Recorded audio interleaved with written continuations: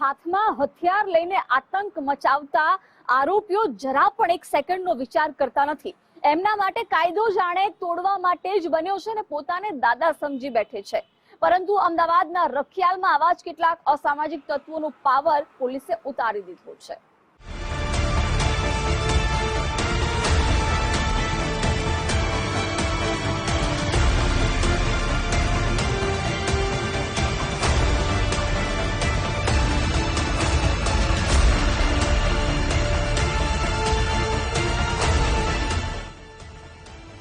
નીચે ઝૂકેલું માથું, બે હાથ જોડેલા અને બદલાયેલી ચાલ, આ એ શખ્સો છે જેમણે કાયદો લીધો હતો હાથમાં।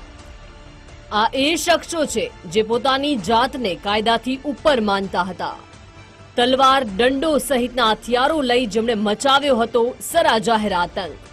આ એ શખ્સો છે જેમણે રહેણાંક વિસ્તારમાં ઉભો કર્યો હતો ભયનો માહોલ। અમદાવાદના રખિયાલમાં ગુંડા તત્વોનો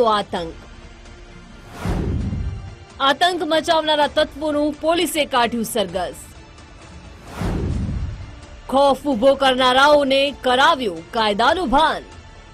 અમદાવાદના રખિયાલ વિસ્તારમાં આવેલી એક સોસાયટીમાં 14 એપ્રિલની રાત્રે આતંક મચાવનારા અસામાજિક તત્વોનો વિડીયો સોશિયલ મીડિયા પર વાયરલ થયો હતો। તલવાર, દંડા સહિતના ઘાતક હથિયારોથી મચાવેલા આતંકનો વિડીયો વાયરલ થતાં જ પોલીસ હરકતમાં આવી હતી।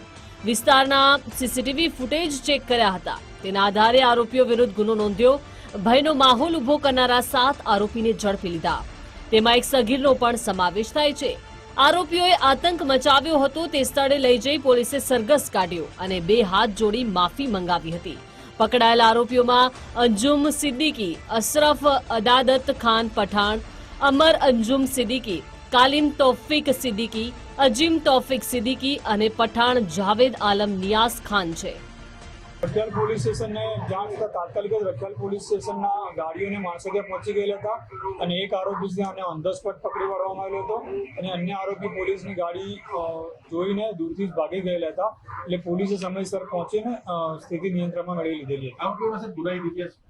આરોપીઓના અગાઉ 1 વર્ષ પહેલા એમની વિરુદ્ધમાં એક મારામારીનો ગુનો નોંધાયેલો છે અને એ સિવાય અન્ય કોઈ પોલીસ સ્ટેશનમાં કે અન્ય કોઈ વિસ્તારમાં એમની વિરુદ્ધમાં ગુના છે કે કેમ તેની તપાસ ચાલુ છે। તે પણ આરોપી છે। આરોપીનું જે સુંદરમનગરમાં મકાન છે, મકાન લીગલ છે કે ઇલીગલ છે તે ચેક કરવામાં આવશે અને જો ઇલીગલ હશે તો કોર્પોરેશન જોડે રહીને અમે કાર્યવાહી કરવામાં આવશે।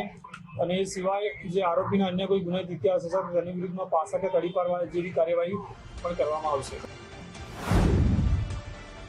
સીસીટીવીમાં કેદ થયો હતો ગુંડા તત્વોનો આતંક। રખિયાલમાં અજીત મિલ સોસાયટીમાં પરિવારના સભ્યો પર ઘાતકી હથિયારથી હુમલો કરવામાં આવ્યો। ઘટનાના સામે આવેલા વિડીયોમાં દેખાય છે કે કેટલાક શખ્સ હાથમાં તલવાર જેવા તીક્ષ્ણ હથિયાર લઈ એક પરિવારના લોકોને ધમકી આપી રહ્યા છે। 5-7 જેટલા લોકો એક ઘર પર મોડી રાત્રે પથ્થરમારો કરી રહ્યા છે। આ લોકો ઘરની બહાર હાથમાં પથ્થર અને જે કોઈ પણ વસ્તુ આવે તેના ઘરના દરવાજા પર ફેંકે છે। હાથમાં હથિયાર લઈ આ લોકો બેફામ બની સોસાયટીના દરવાજા પર ઉભા રહી બબાલ મચાવે છે। આટલા બધા લોકો તીક્ષ્ણ હથિયાર લઈ નીકળી પડ્યા પરંતુ ઘરમાંથી કોઈ વ્યક્તિ બહાર દેખાયા ન હતા। જે આરોપી અને ફરિયાદી વચ્ચે જે આરોપીનું મકાન બનતું હતું એ બાબતે લઈને ત્યાં અગાઉ 1 વર્ષ પહેલા ઝઘડો થયેલો હતો, જેની અદાવત રાખીને ગઈકાલે જે ફકીમ સિદ્દીકી, અફવાન સિદ્દીકી અને તેના બીજા 10 ઓળખીતા માણસો દ્વારા જે ફરિયાદીને ત્યાં પાર્ટીમાંથી બહાર નીકળ્યા બાદ એના જોડે મારામારી કરવામાં આવી હતી।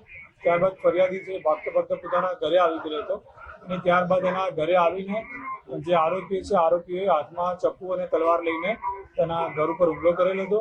જે બાબતની રખિયાલ પોલીસને જાણ થતાં તાત્કાલિક રખિયાલ પોલીસ સ્ટેશનના ગાડીઓ અને માણસો ત્યાં પહોંચી ગયેલા હતા અને જે આરોપી છે ટોટલ કુલ 7 આરોપી અત્યાર સુધી અરેસ્ટ કરવામાં આવેલા છે અને એ લોકોની વિરુદ્ધમાં રાયોટિંગનો ગુનો દાખલ કરવામાં આવ્યો છે। પારિવારિક વિખવાદમાં થયો હતો હુમલો।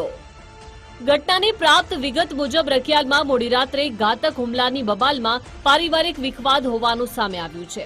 અજીત રેસિડેન્સીમાં રહેતા સલમાન ખાન પઠાણને સુંદરનગરમાં પણ મકાન છે, જેના પાડોશી સાથે ઘણા સમયથી બબાલ ચાલી રહી છે। રખિયાલમાં એક સામાજિક પ્રસંગમાં બંને પરિવાર ભેગા થયા અને માથાકૂટ થઈ હતી અને ત્યારબાદ સલમાન પઠાણના ઘર પર હુમલો કરવામાં આવ્યો। 7 થી 8 લોકોનું ટોળું લાકડી, દંડા અને ખુલ્લી તલવારો સાથે ધસી આવ્યું। અને ફરિયાદીના ઘર પર પથ્થરો ફેંકી તલવારથી હુમલો કર્યો હતો. પોલીસે રાયોટિંગની સહિતની કલમો હેઠળ ગુનો નોંધી એક સગીર સહિત 7 આરોપીને સકંજામાં લીધા છે. આરોપીઓને લઈ જઈ ઘટનાનું રિકન્સ્ટ્રક્શન કર્યું હતું. પકડાયેલા આરોપીઓના ગુનાહિત ભૂતકાળની તપાસ કરવામાં આવી રહી છે. રાહુલ ત્રિવેદી, ગુજરાત ફર્સ્ટ, અમદાવાદ.